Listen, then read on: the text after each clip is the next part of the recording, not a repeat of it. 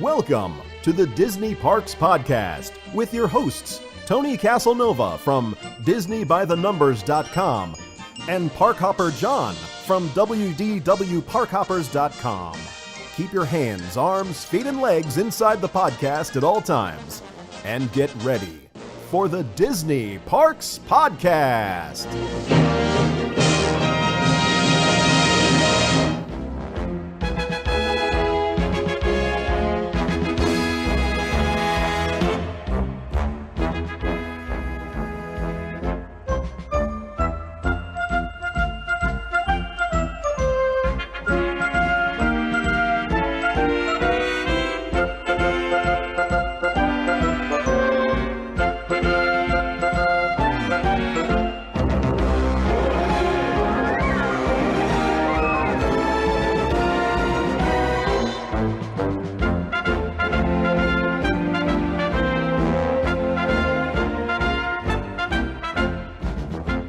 Well, hello, everybody, and welcome to the Disney Parks Podcast.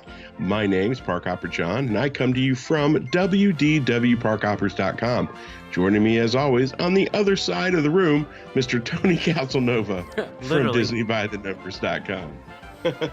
Hey, how you doing, pal? Good. How about you? Good. I'm good. It's like we're live from Studio 1A here at Rockefeller Plaza. That's right. We're having a good laugh about the fact that tonight was the first night that we did our live Patreon. If you're a Patreon, or if you're thinking about it, if you sign up, you'll be able to see our live pre-shows that go on at 7 p.m.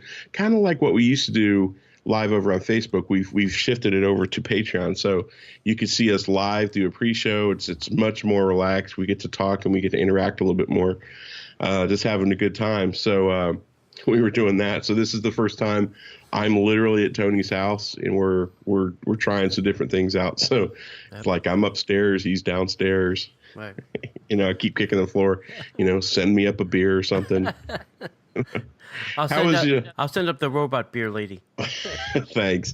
How was your weekend, my friend? Yeah, pretty good. Not too shabby. Yeah.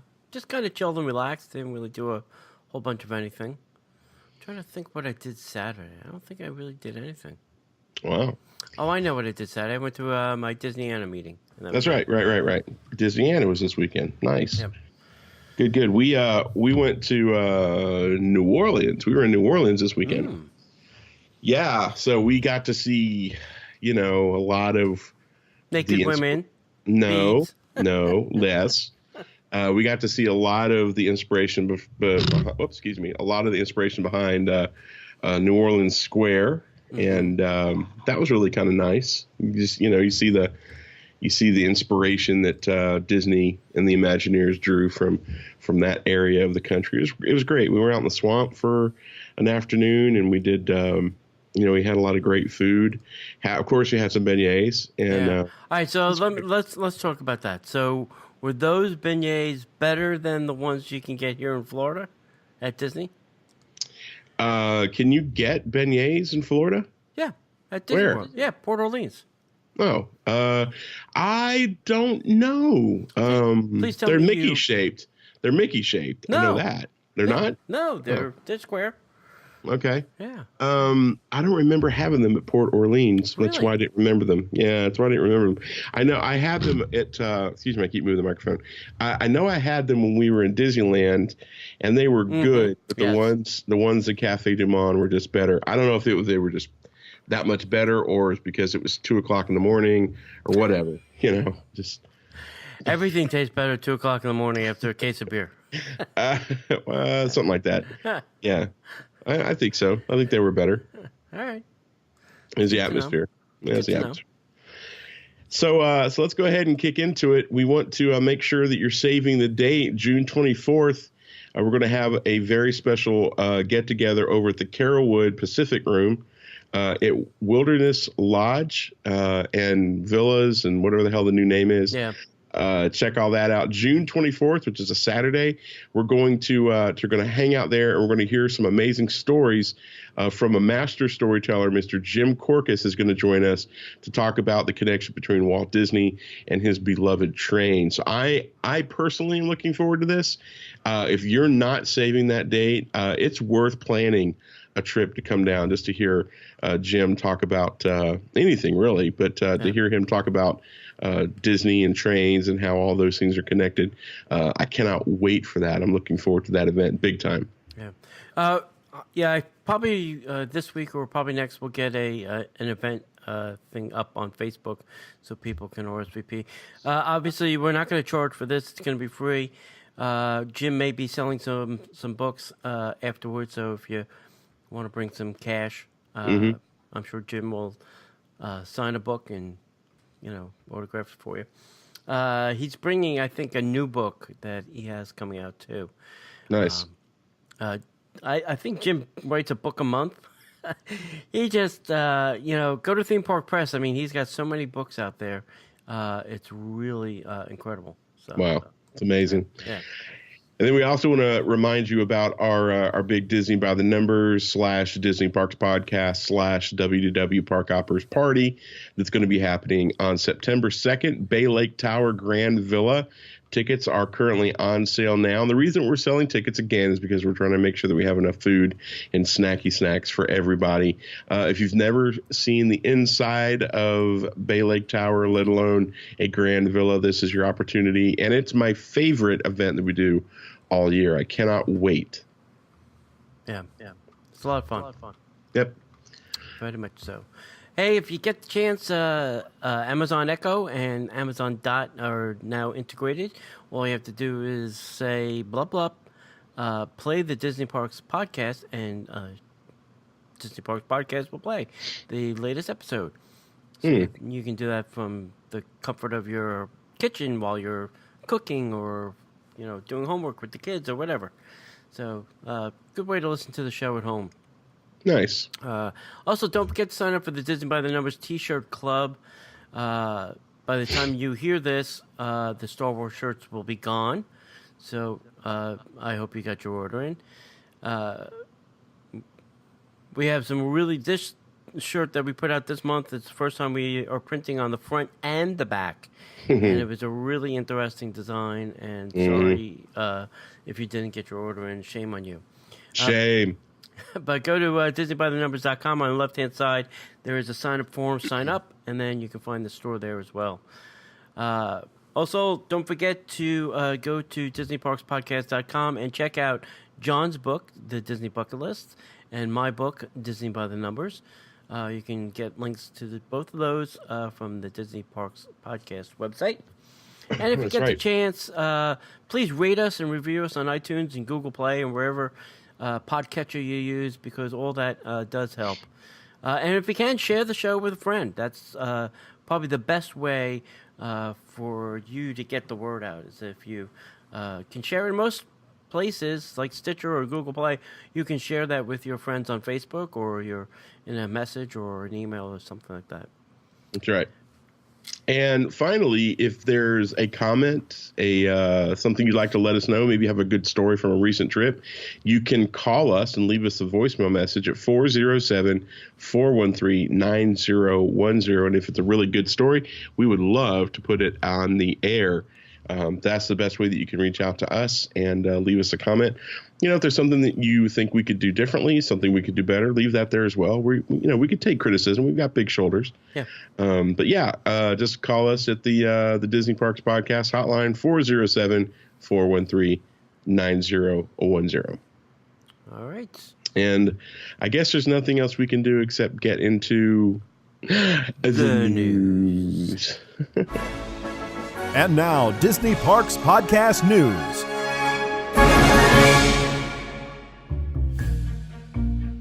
Have you ever come to Orlando and you're the person that has to make all the dining plans, all the fast passes, get all the tickets? Well, we have a service that can help you do this. This is the best service. They are themeparkconcierge.com. You can call them up at 407-257-9973. Tell them your plans. They'll send you a little profile, get some information about you and your traveling party and what you want to do, what you don't want to do. And then they can set up a custom plan for you. And they'll take you around the parks. They'll make the dining plans. They'll get the fast passes. They'll take you to Walt Disney World. They'll take you to Universal.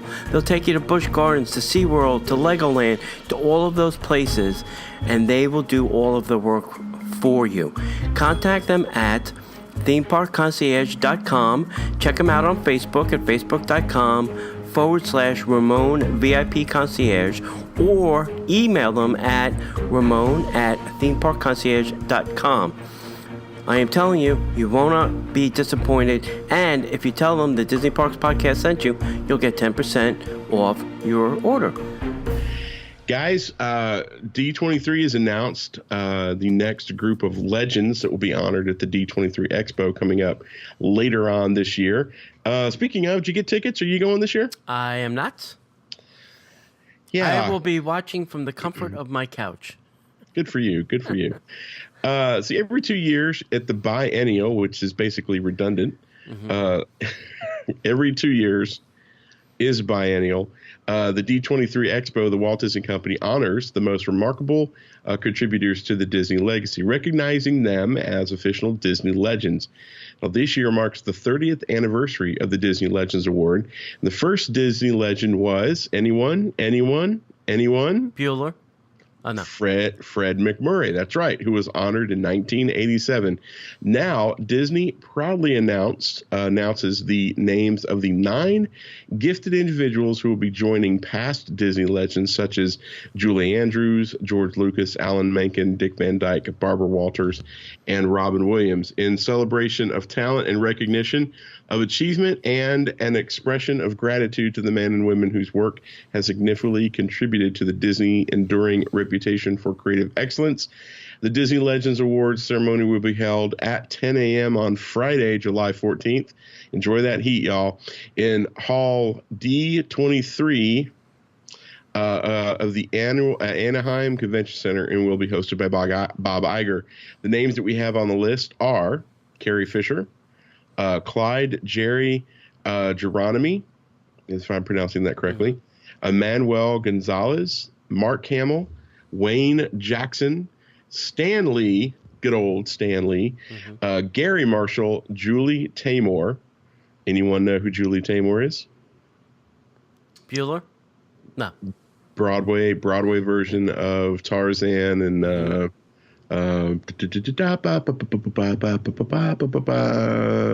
not Beauty and the Beast. I'll think of it in a bit. Anyway, Julie Taymor and Oprah Winfrey.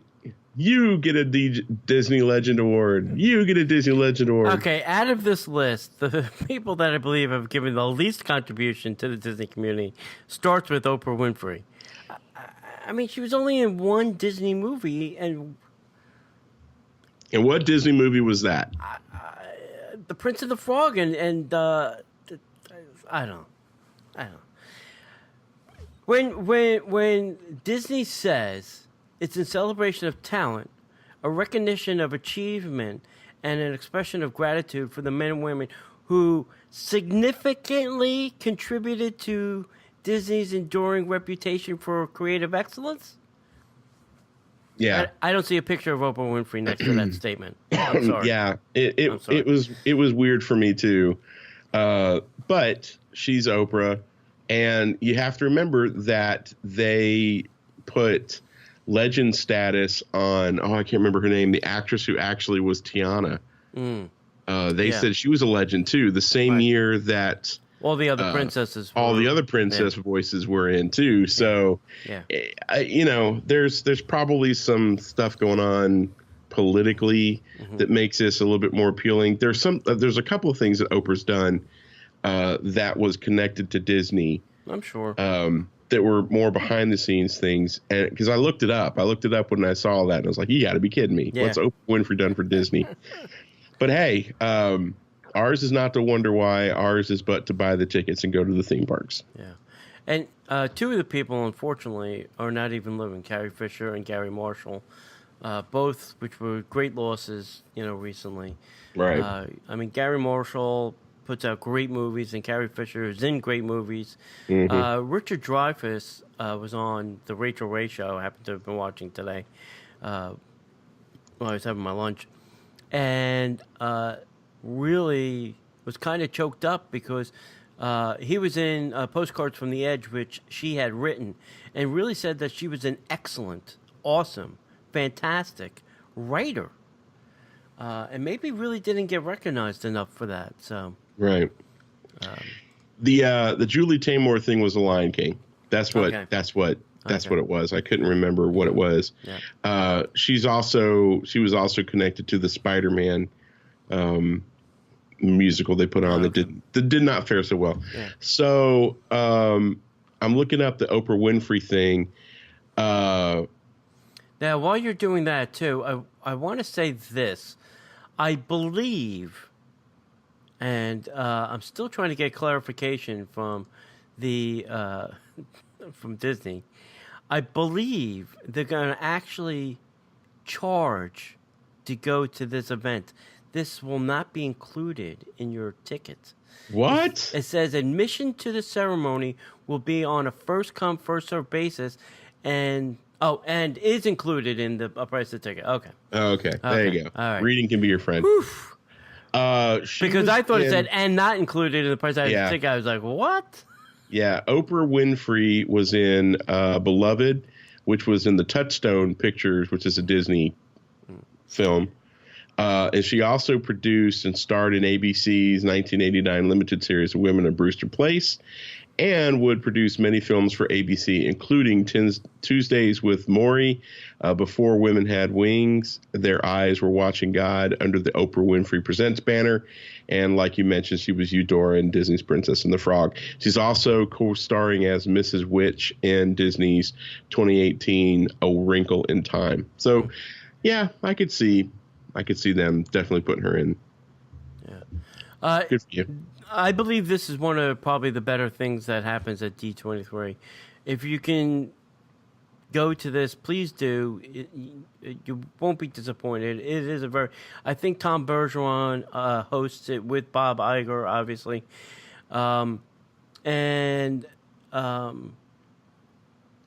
If this is happening Friday, so if you're going to see this, you're going to probably want to line up Thursday to see this on Friday.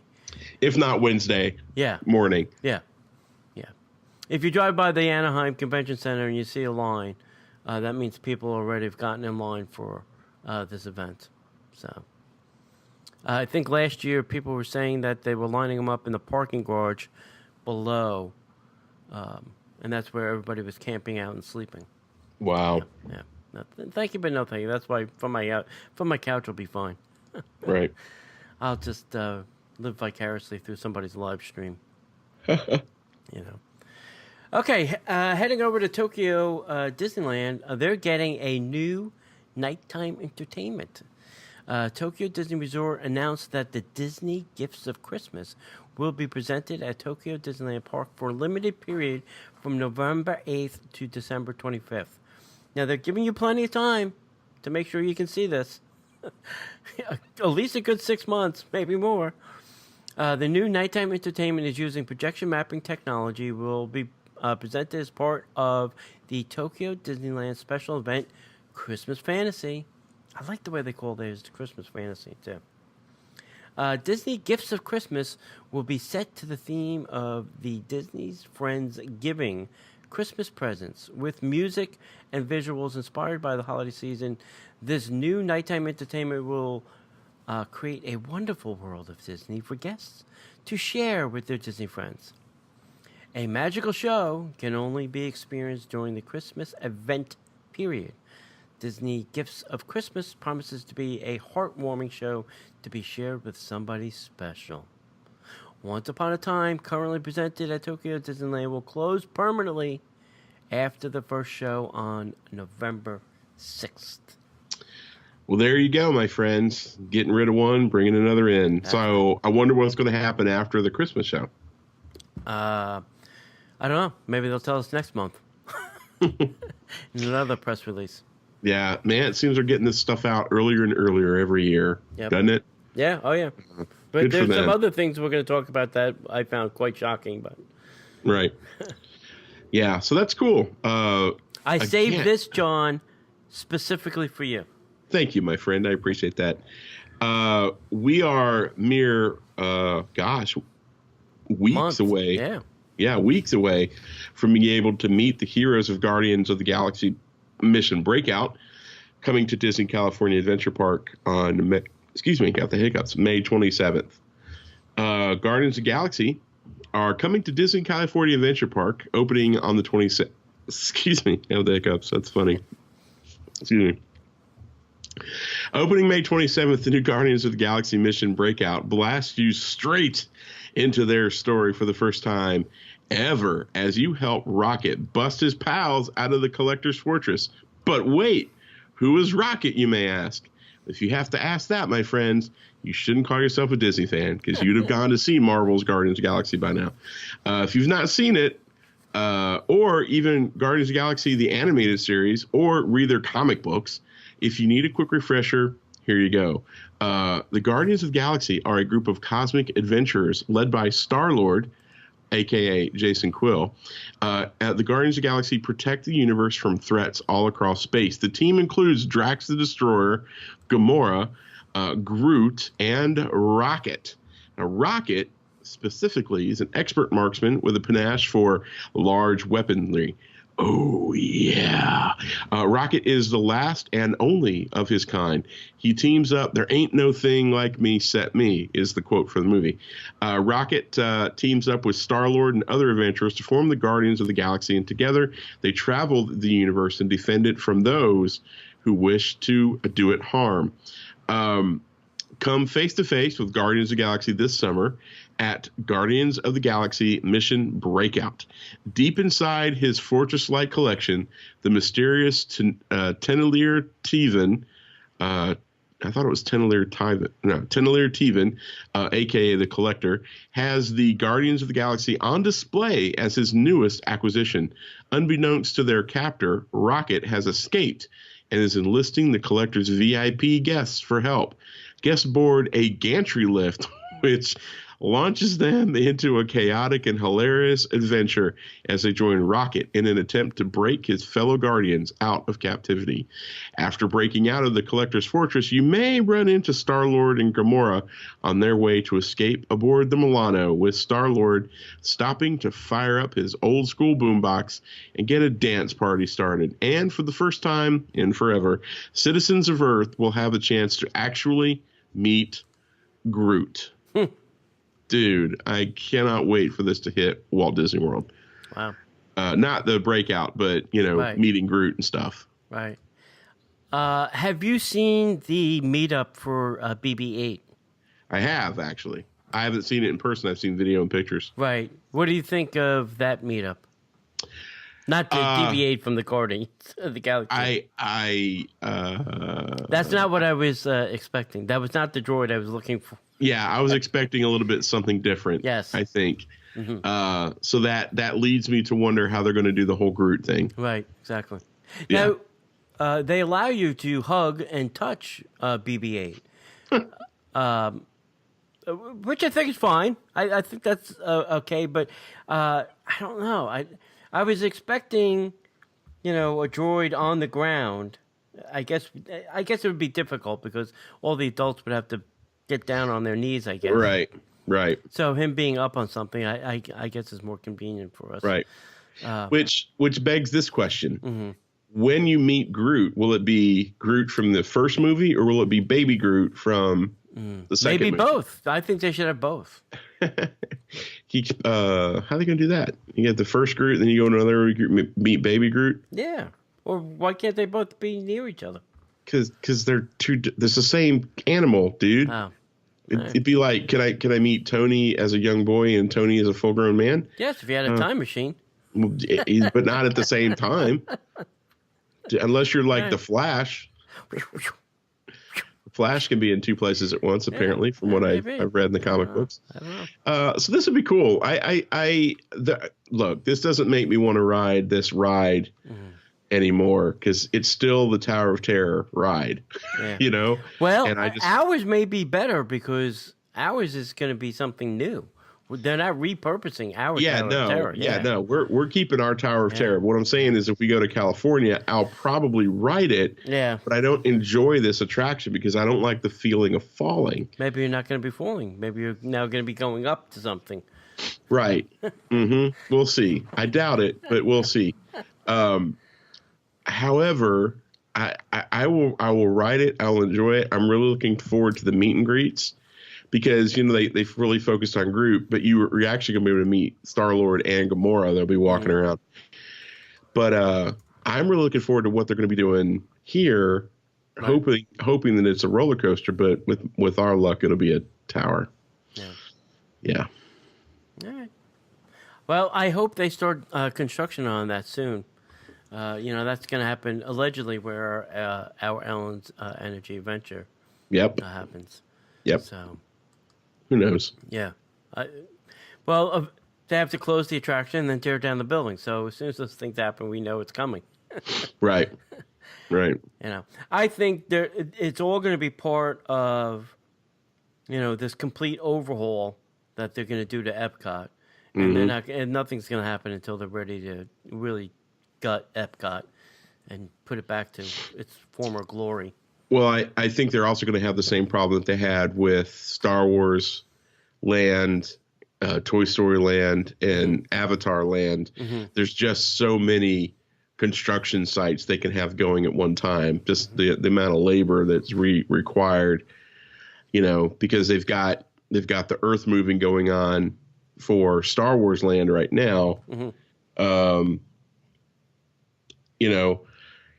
So what does that mean as far as, once they get done with the earth moving for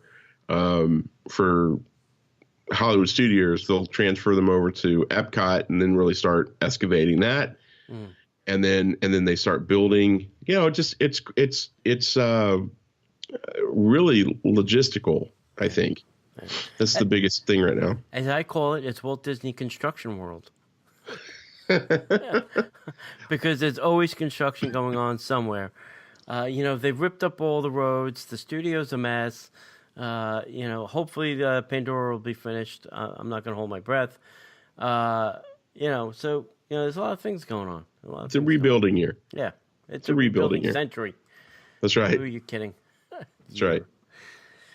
All right. Hey, if you like the show and you like, us and you want to help support us in any way that you can, please go to patreon.com/Disney Parks Podcast. And if you were there today and a Patreon, you would have seen our free exclusive show to our Patreon people.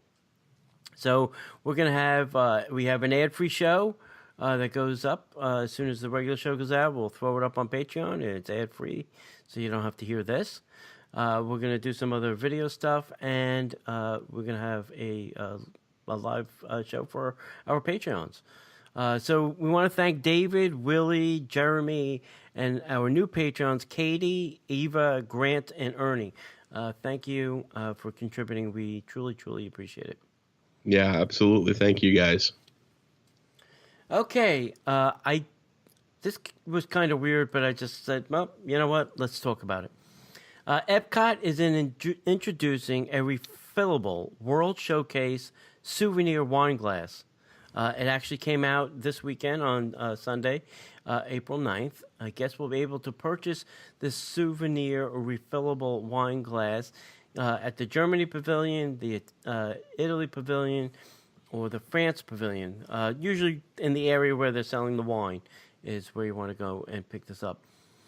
It's an acrylic glass, which retails for $5, which is pretty cheap. Includes tax, which is nice. And it can be refilled with a selection of still wines. I don't know what that means. Well, I guess they're saying not champagne. Right. At any of the aforementioned locations. While the glass is a great souvenir to help guests remember their Epcot visit, it also reduces the amount of plastic that's used in the park. Apparently, it's now a concern. In addition to being reusable, the glass is also dishwasher safe. Yay! So, and for whatever reason, it does not appear that there'll be cheaper pours for wines with the glass, at least for now. So, listen, if you like to drink your wine and you don't mind carrying a glass around all day, then this is for you.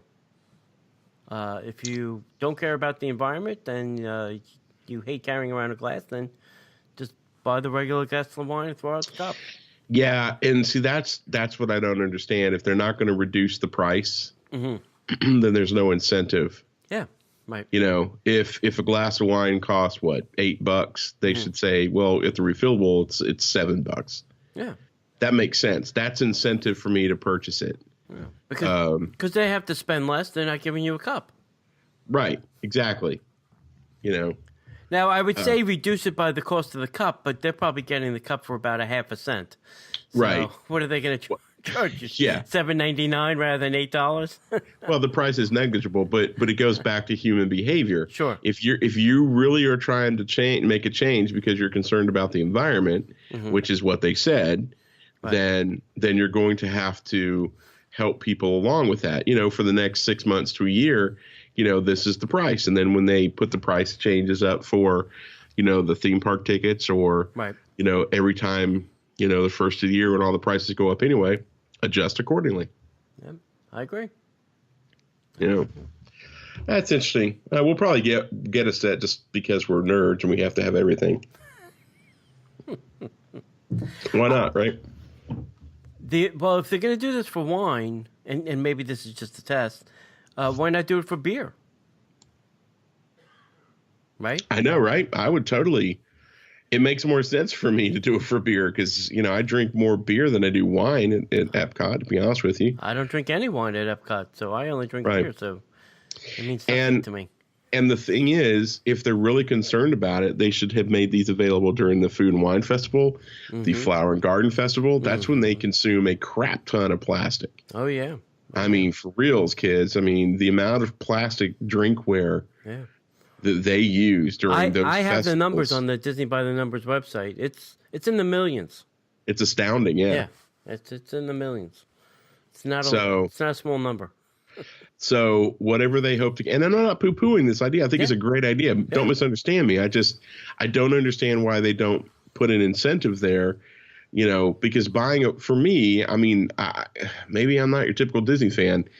You know, for me, if I buy a glass of wine, I'm not going to want to drink it out of a plastic cup, no matter what I do, whether it's plastic or whether it's whatever the material they're using. What is it? Acrylic. I want it out of glass. That's just me. So it's negligible to me. And if there's no price difference, why should I bother? But we're trying to save the environment. Well, if you're going to try to save the environment, make it worth my while. You know, maybe I'm being selfish about that. I just don't understand that. What do you guys think? Shoot me an email, DisneyParksPodcast@gmail.com. Leave us a comment on the hotline. I just think that they should make a reason for people to want to purchase this, as opposed to, hey, we're getting a souvenir mug. Well, whoop-de-doo, you know? Yeah. People don't buy the refillable mugs at the resorts because they're refillable. Yeah, right. You know? You used to be able to get a regular cup, but you can't get the cups anymore. Right. You know, but they're refillable. Yeah. So, you know. Anyway, moving on. The Disneyland Resort in Tokyo has broken ground for a multi-year expansion that will be finished in the year 2020. Gosh, crazy. 2020, man. We're talking about stuff that happens in 2020. That's just nuts. This is the largest investment to date that the Tokyo Disneyland Resort has made since opening day of Tokyo Disney Sea in 2001. Offerings to expect in this new development is a Beauty and the Beast inspired land that will place you in the village of Belle, which I'm pretty sure they meant Belle's Village, not the village of Belle. Right. That will feature a brand new attraction, a restaurant, a merchandise location, and you will even be able to meet your favorite characters from the film. You can conquer Beast's castle and also be able to see live performances in an outdoor theater. Not only will there be a land from Beauty and the Beast, but also, which is a first in any Disney park, there'll be a brand new Big Hero 6 attraction that will be made in Tomorrowland. Similar to Mater's Junkyard Jamboree, guests will swing and swirl around beloved personal healthcare companion. Lastly, coming to Toontown will be a walkthrough design studio where you'll be able to meet the second most famous mouse of all. Say it with me now, Mighty Mouse. Ooh. Oh, excuse me, Minnie Mouse. Oh. So that's kind of cool. A walkthrough design studio where you'll be able to meet Minnie Mouse. That's kind of cool. So you get a new meet and greet with Minnie Mouse in Toontown. So that's nice that they're doing this. I think this is cool. I think that they're seeing what's popular over here at Walt Disney World. They're taking it over to Tokyo Disneyland, and I think it's going to be awesome. I love the idea of the Big Hero 6 ride. Yeah. That'll be fun. It's interesting, too, because Disney just filed a patent for a blow-up plastic character, and they're saying it's, for Big Hero 6. They already have one. Yeah, I think they want to do something different. Oh. I think the current version is a little bit too breakable. Oh. Let's just say that. Yeah. Well, it's a blow up Big Hero 6. I mean, I was there. I heard the motor. Yeah, exactly. Yeah, I think that's their problem. I get. I'm picking up what you're putting down. Yeah. Okay, hey, last week we had a trivia question, as we always do, and the question is, what was the name, or what is still currently the name, the Undersea Research Facility at the Living Seas at Epcot? The answer is Deep Space Nine. Deep Space Nine. The answer is, what was the name of the sea base that they had in Jaws 3D? Oh, well, what is it? What's the answer? The correct answer was Sea Base Alpha. That's right. And David is the winner. Emailed him today. Gifts in the mail. I love the way things go so smoothly with this contest thing. That's less work for me. It's great. I love you all for doing that. Funny story about Sea Base Alpha. Oh, boy. When I was younger, I came to Disney one time when I was in my late teens. And I don't like falling, and I have this weird phobia. I overcome it because I enjoy it, but I always get this weird feeling when I'm surrounded above and below by water. Like when you're in an aquarium that's way over your head, and there's that nagging feeling in the back of your mind that this really could break and all these sea animals could come in and get me and I'm going to drown. So back in the day when you used to ride the, I can't remember what it used to be called, the elevator down, quote unquote, to Sea Base Alpha. Mm-hmm. And they used to do that thing where it looked like you were literally going down, under all the rock and stuff. If you've ever been to like Rock City, when you go like a mile underground, it's the same thing. Oh, really? It's a little terrifying because you're just realizing you're dropping really, really fast and you're going to be a mile underground. And if the earth quakes, you're trapped forever and you're going to die. But so we get in this thing and we get in the whatever the accelerator thing, whatever they called it. And the thing let you out in that aquarium. And I remember gripping the side of the thing. I'm like 16, 17. Maybe, 16, 17. I remember gripping the thing and I'm like, I want to go back up. And the cast member's like, son, it's gonna be fine. It's gonna be fine. I'm like, no, I want to go back up. I want to go back up. And somebody literally walked over and said, you haven't gone anywhere. It's an illusion. It's just all fake. Right. You didn't go anywhere. And I'm like, I didn't? Well, that was a waste. I'm like, oh, okay. and then when I realized how it all worked, I felt much better. Man, I was freaking out there for a while. And every time I go there now, I get a chuckle. Every time I go up to the elevator door, I put my hand on it and laugh. Like, what?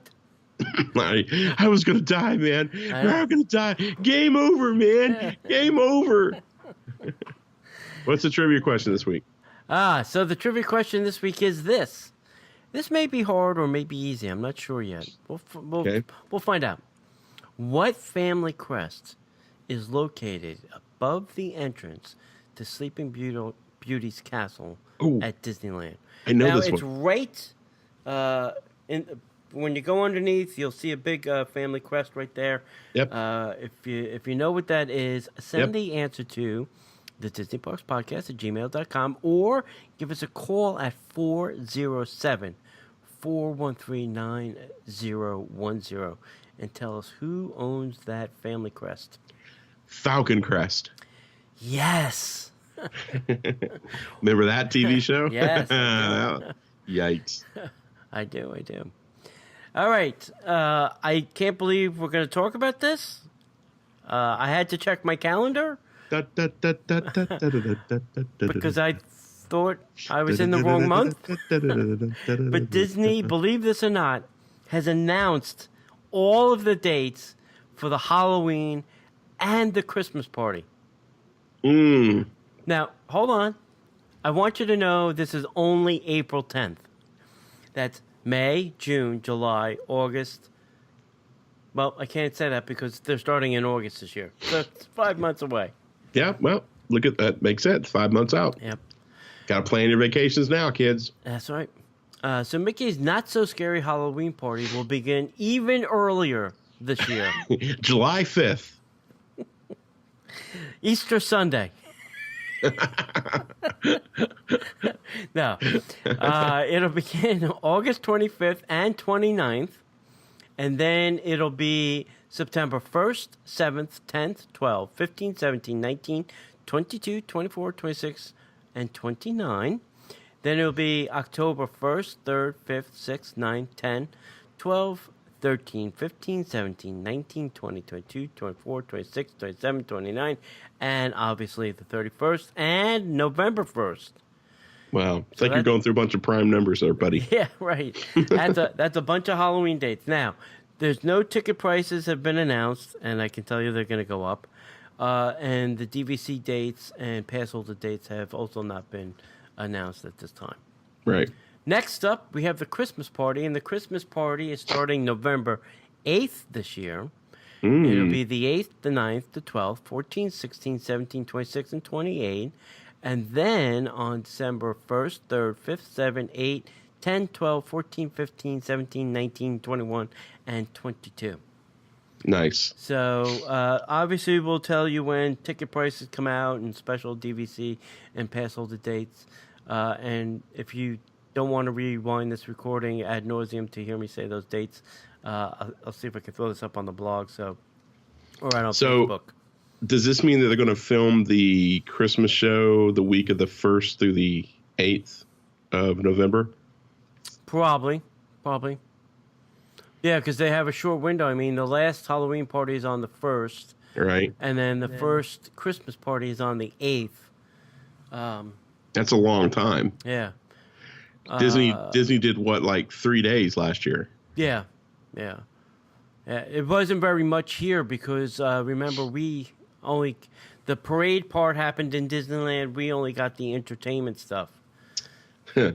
Yeah, I remember. Which wasn't that bad. I mean, I would have liked to seen Garth and Trish sing. Yeah, totally. You know, if I didn't have to stand in a specific place for 22 hours. 7 days. Yeah.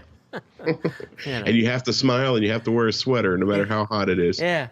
Period. Look, it's winter. It's winter in Florida. I'm freezing.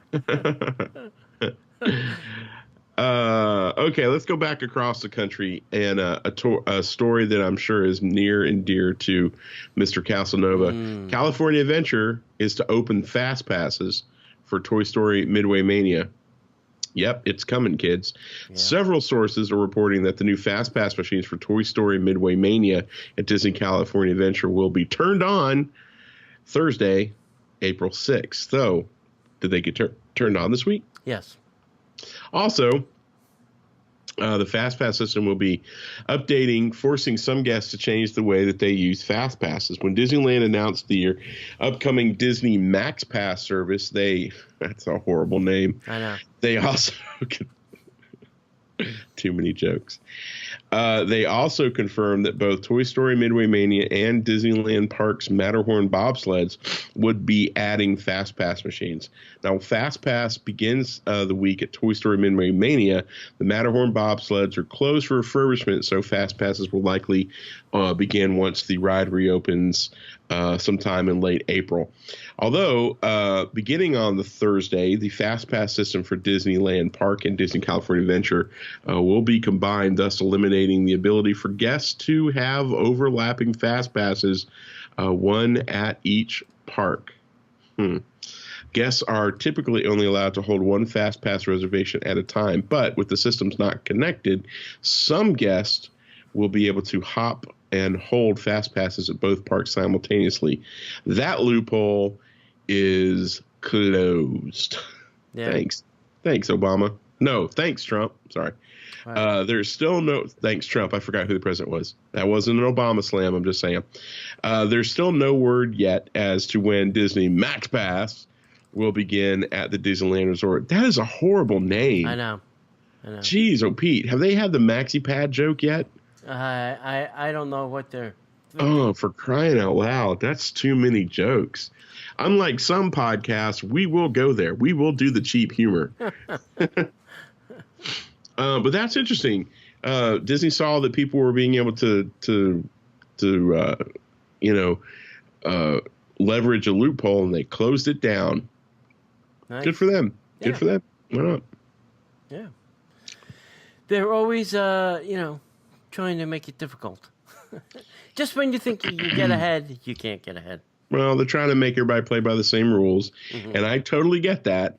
But there are times when it becomes a little difficult. Yeah, and there is going to be a cost for these Max Passes too. This is not free. So. Maybe get a box for a discount. Yeah, well, this kind of scares me because if they're doing this there, oh yeah, does that mean it's going to come here? Does that mean I'll never get on another attraction ever again? Well, no. I mean, you'll be able to wait in line just like everybody else. No. But Tony, you wait in lines. Come on, be honest. They're not long lines, but you wait in lines. I have about a 20-minute threshold. Yeah, but I mean that does bring up a very interesting point. If they're charging for fast passes, what's going to happen, especially to pass holders? Yeah. Yeah. Outside of getting into the park, there's not really a lot of benefit there. Maybe we'll be able to get like 10 fast passes a month for $50 or something. I don't know. At this point, it's very hard to get fast passes for certain attractions, and I may not be objecting to paying for a book of fast passes. Sure. If I know that I can, if I'm going to pay for them, then there can't be any restrictions. So I don't want to see no Toy Story Mania, no Mine Train, no Space Mountain. I don't want to see any of that. If I'm paying for it, it has to be unrestricted. Right. So what needs to happen? And I hate saying that on a podcast because, God forbid, they're listening. Yeah, they will be charging us. But if they're going to be doing that, what they need to do is go back to what they did when they opened up the park. Sure. A through E ticket attractions, and you paid X amount of money for a booklet.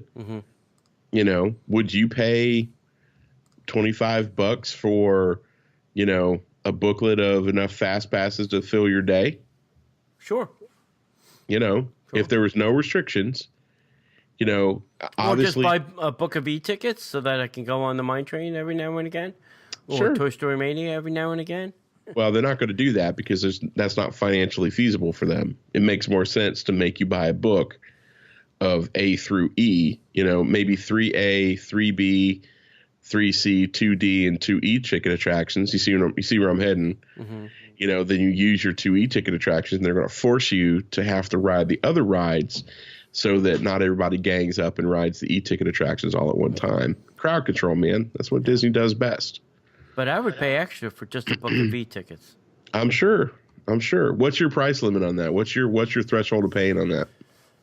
If it was five, let's say 12 e-tickets that were only able to be used in a 6-month period, I'd pay $25.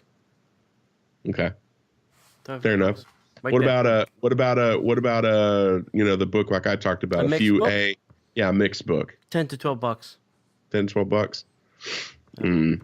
Now you realize that you already pay $20 to park your car, right?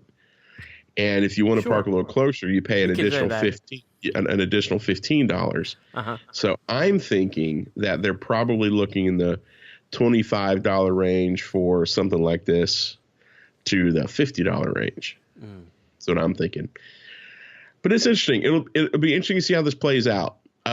Obviously, just if you're catching this, we're not saying that Disney's going back to the books, right? But it's an interesting thought. Yeah, yeah. Because Disney does not do things just to do things. They do things with purpose. So this has to have a purpose somewhere besides just Disney. And understandably, they have a lot more pass holders, and it's a little bit more of an issue there than it is here. But if they're doing it there, that means that they can do it anywhere. Right. Which is the other problem. Yeah. All right. Let's hit the headlines. All right. Headline news. There's a new light up lotus blossom photo op over at the China Pavilion in Epcot. Ooh. I believe that's to help promote the movie Made in China, which is coming. Nice. The Pirates of the Caribbean Dead Man Tell No Tales preview is coming to Disney parks. They're going to obviously take out One Man's Dream again and put in a preview of Dead Man Tell No Tales. Mm-hmm. The Tree of Life Awakening projector show is now expanding to the back of the tree. Wow. They've been installing some extra projectors, so this tree will get projection from all sides now. Wow, that's amazing. Yeah. If you were on our Patreon show, we talked about Disney greenlighting Dwayne "The Rock" Johnson as a participant in the Jungle Cruise movie, which should be very interesting. Should be very interesting. He tweeted or he Instagrammed the photo. Oh, really? Of him on the on one of the cruise boats. So he's already cross promoting that like a beast. Huh. There you go, Dwayne. Hang in there, buddy. Thanks, pal. Yep. The Star Wars Galactic Nights here at Disney Hollywood Studios is sold out, so don't bother trying to get tickets for that. Womp womp. There was some local news that a woman choked a teenage girl for blocking her view of wishes. Yes, I said that. Yeah. And yes, it's true. Yeah, I don't want to dig into that. We talked about this on the Patreon show. Mm-hmm. You know, she's just done something we've all thought about, and you should never do it. I don't know if this woman has ever been to Disney, but this is apparently the kids were sitting down.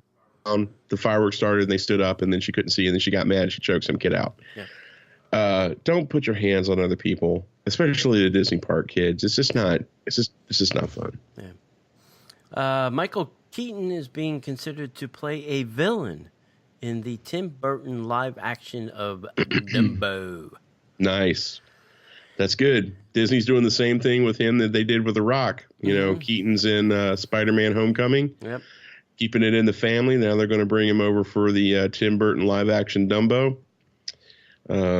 I suspect there'll be probably another Michael Keaton movie from Disney coming out here soon. Yep. Yeah. Maybe there'll be Beetlejuice too. That wasn't a Disney movie, I don't think, buddy. I don't think it was, but Keaton said that on a talk show. Yeah, we'll see. It be a Beetlejuice too. So. We shall see. And then, please, I think we should all bow our heads in a moment of silence. Don Rickles, the voice of Mr. Potato Head, passed away at the age of 90. Wow.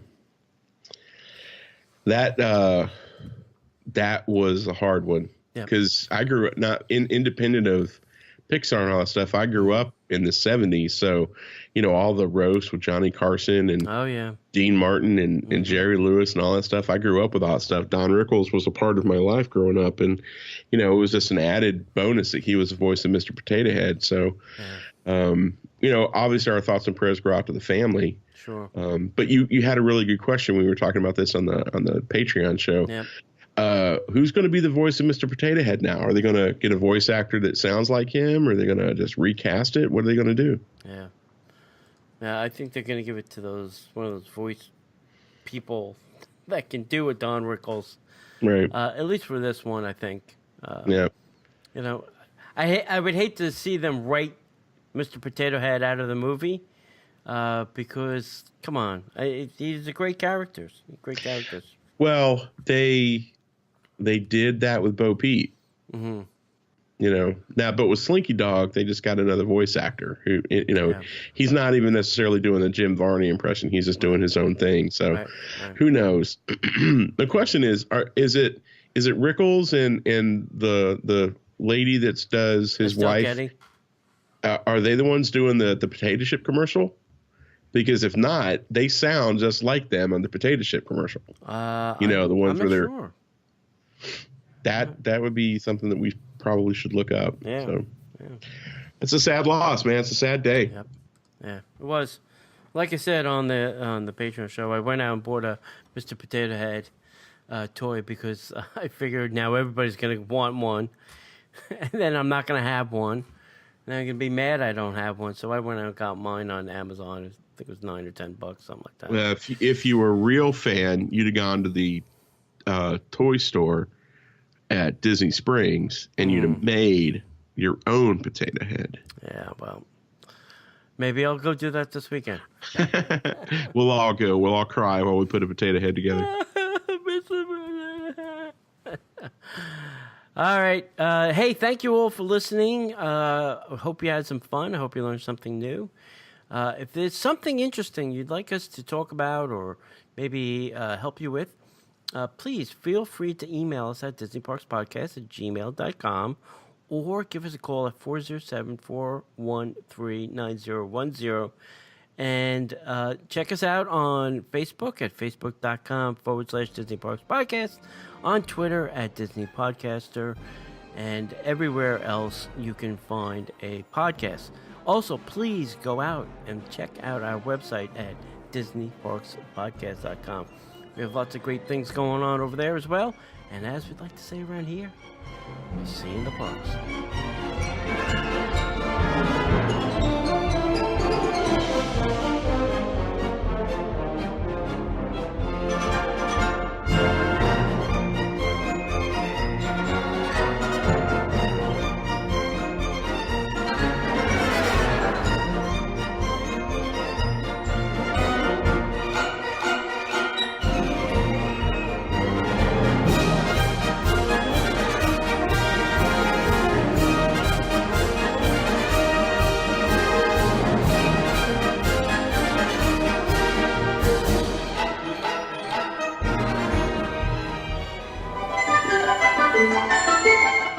The Disney Parks Podcast is not affiliated with the Walt Disney Company.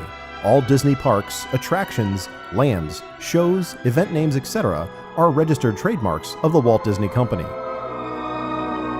Like a boat out of the blue, fate steps in and sees you through.